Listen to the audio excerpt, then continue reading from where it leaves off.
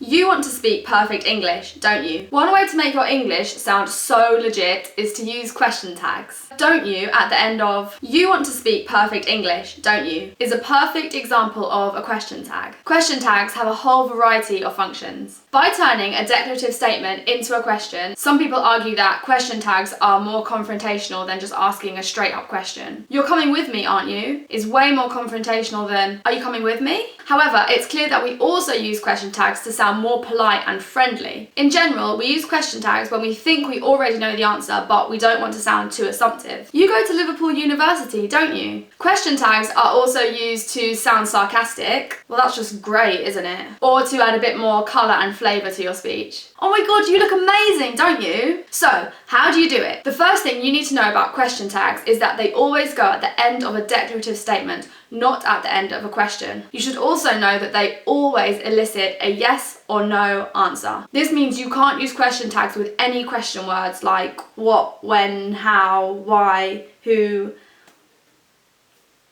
which. The other thing you need to know about question tags is that they always negate the statement if the statement is positive, and they confirm the statement if the statement is negative. It's also really important that question tags are formed with an auxiliary verb, never a main verb. If the statement only contains one verb, then the auxiliary used in the question tag is some form of do. Do, don't, does, doesn't, did, or didn't. However, when the statement already contains an auxiliary, we use the auxiliary in the question tag. This is very common in statements with modal verbs like can, could, will, must, and also any tense that already contains an auxiliary like any of the perfect tenses or any continuous tense. You have spoken English before, haven't you? You can't speak English, can you? Etc. The last thing you need to know about question tags is that they must agree to the statement in gender, number, and tense. "She doesn't know anything about science fiction" would be followed by the question tag, "does she?" She doesn't.